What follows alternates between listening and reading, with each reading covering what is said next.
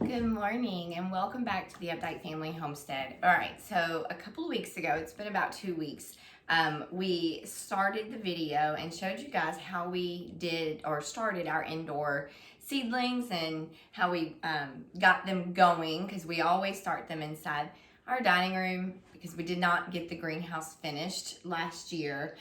So our dining room, it has been our greenhouse since we lived in this house. Actually, in every house, because for whatever reason, it always has a lot of windows wherever we live. But I just wanted to kind of show you how they have progressed. And we're gonna actually put some stuff in the ground today. Now it's March and it's still kind of cold out, so I'll tell you more about what we're gonna plant in the actual garden here in just a few minutes. Hey y'all, we are the Updike family located in the mountains of Tennessee. We're excited to share our homesteading journey with all of you. From the farm to the table, we'll share the ins and outs, the ups and downs, from recipes and how-tos to our adventures of running a homestead. So come on in and join us. From our home to yours, welcome to the Updike Family Homestead.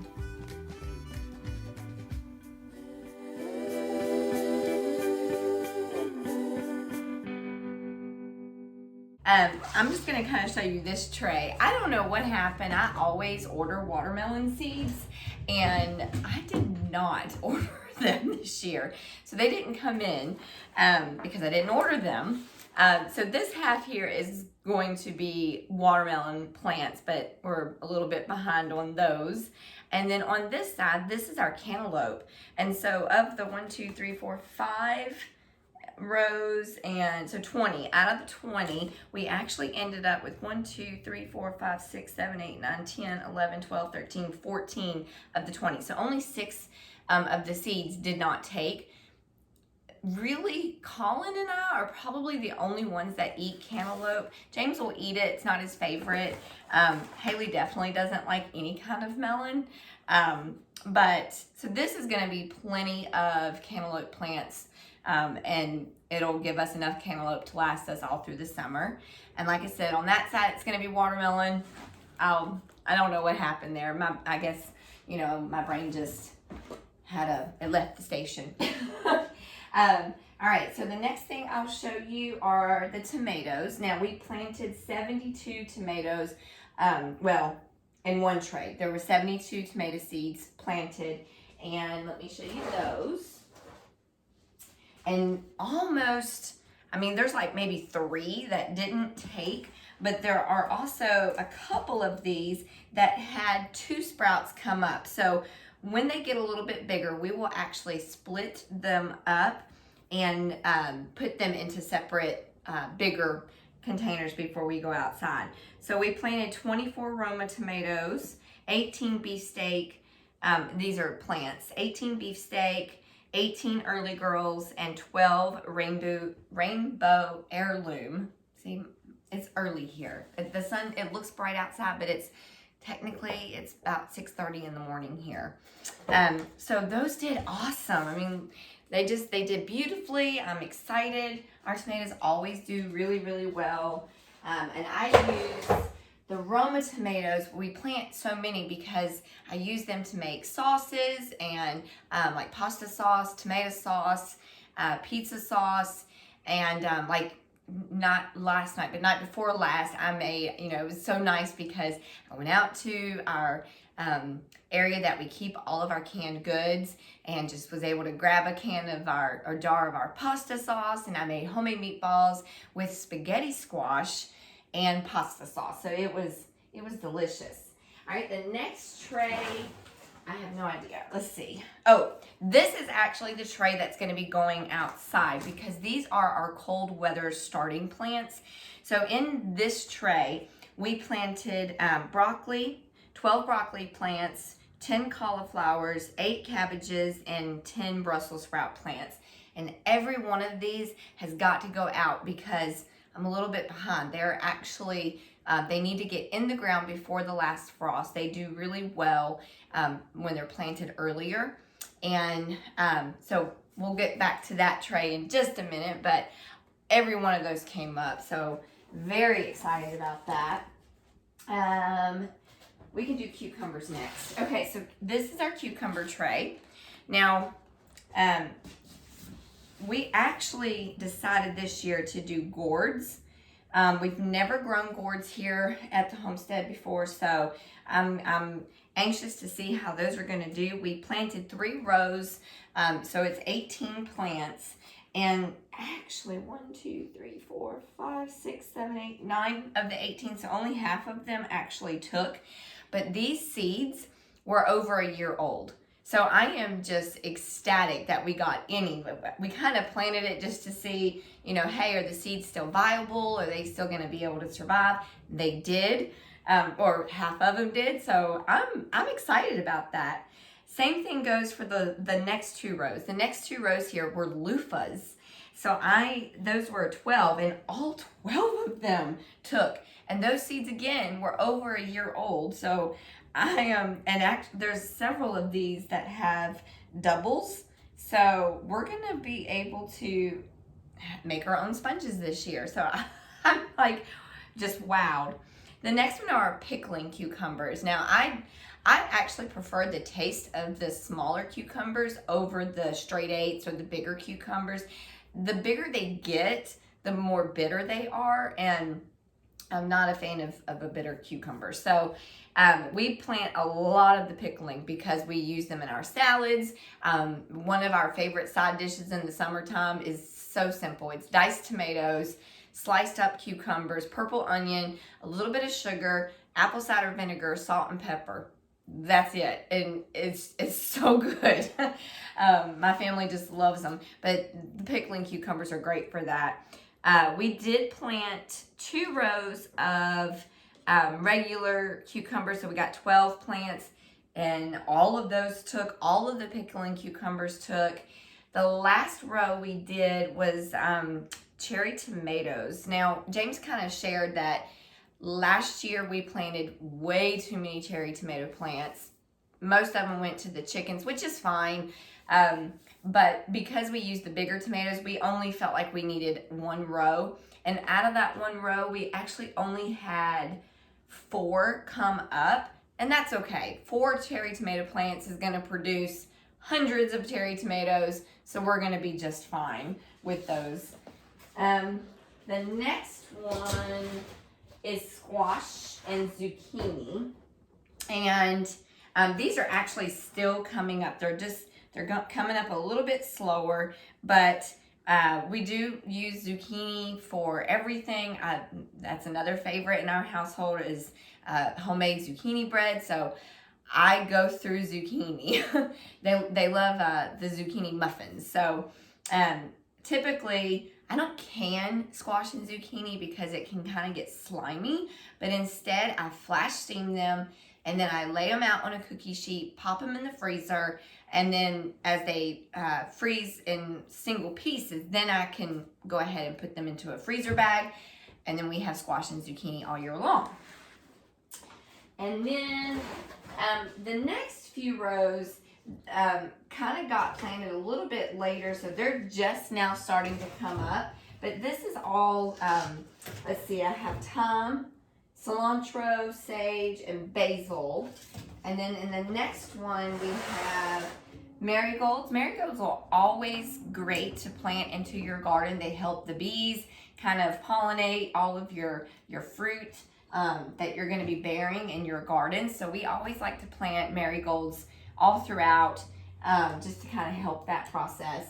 Then I have a ton of dill, and the dill is going to be used to make our homemade pickles. And then lemon balm, which I use lemon balm in herbal teas, herbal salves. Chicken is really good with lemon balm. So I have a ton of that. And then we have our tray of bell peppers. Now, we also shared earlier that for whatever reason, our bell peppers do not do well in our area. Well, they might do well somewhere like else, but for our soil, whatever it is, it does not agree with bell peppers. I don't even think we had a single seed come up. Jalapenos and banana peppers are a completely different story. We got so many jalapenos last year. I mean, I was just giving them away to friends and family by the bagfuls because there were so many. But I used the jalapenos to make homemade rotel, and then I'll just slice them up and can them for recipes later on down the road. We also will freeze them whole, or another family favorite, we will take the jalapenos and I will fill them up with a cream cheese blend, wrap them in bacon, and so it's like a bacon wrapped jalapeno popper. Oh, they are amazing. When I make them, I'll share them on our blog. And then the last tray that I have is nothing but marigolds. Like that entire 72 compartment tray is nothing but marigolds. Because like I said, we plant marigolds all throughout the garden. Talked about that one already. I'm going to show you, now I've never done this before, but usually, you know, when it's time, because I love flowers, I love being out in the garden, and when I go or get ready to do our annuals, it's like $200 to fill all of the flower, and that's a lot of money, especially on a homestead when, you know, we try to do a lot ourselves. So this is something new that I did. I don't know if it's going to work, but so far, so good. Let me grab it really quick and I'll show you. So I took totes and I put a soil mixture in here for starting seeds, and I just sprinkled the seeds all across the top. If you can see, I actually have green sprouts coming up. So I don't know if this is going to work. I will keep you posted. But I'm really excited that if these take, that's going to save so much money, just being able to fill up my annual flower boxes. When it's like in our garden area, like we have a rose garden, we have a prayer garden, and then we have the front flower beds. I don't plant annuals there because, again, it costs so much money. So I typically try to do bulbs or bushes or something that's going to come back every year. But the annuals I use in our window boxes, and we do have several all through the front of the house. And then I have different planters, like old chicken feeders. I turn them into planters, and then I have an old wash tub. So I always try really hard to use bright and beautiful colors, and that's where the money goes for all those annuals. But I have 2 of these, and there's a lot of flowers coming up here. So I'm really excited. I hope that this works.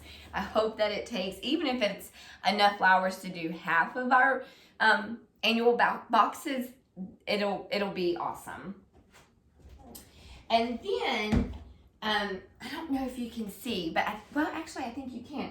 So this is going to be our new garden plot area. It's huge. It doesn't probably look as big on camera, but it is massive. So in this garden area is where we're going to be planting our tomatoes and the cabbage and the broccoli, cauliflower, anything that doesn't take up a whole lot of space. So like in the other garden, that's where our corn and our wheat, squash, zucchini, I've got my little list here. Yes. So corn, squash, wheat, zucchini, wheat, and pumpkin. And then the potatoes are going to go along the back side. And then on the front side, we have our strawberry patch, which I'm just amazed. They have spread like crazy.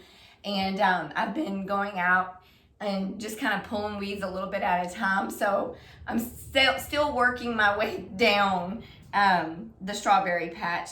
But then on the opposite side of that, we're going to do our garlic and our onions. And so that's going to be in that other garden over there. And then in this garden is where we're going to put tomatoes, cucumbers, peppers, cauliflower, my purple whole peas, my green peas, broccoli, lettuce, spinach, carrots. And a lot of that is what's going to be going in our green beans. A lot of that is what's going to be going out today. So you've seen our seed box. So like today I'm going to be putting carrots in the ground.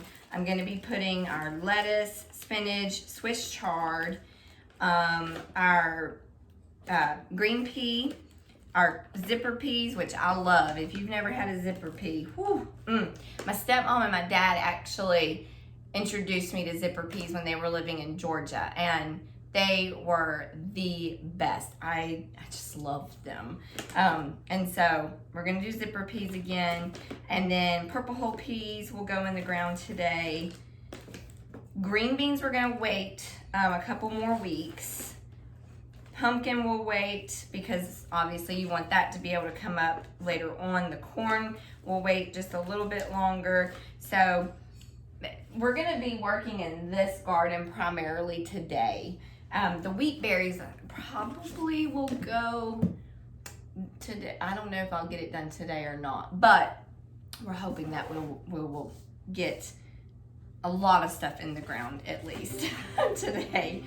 And then I think that is it. So that's how we start our seeds. We've had over 400 seeds that we planted, and I would say probably 390 of them took.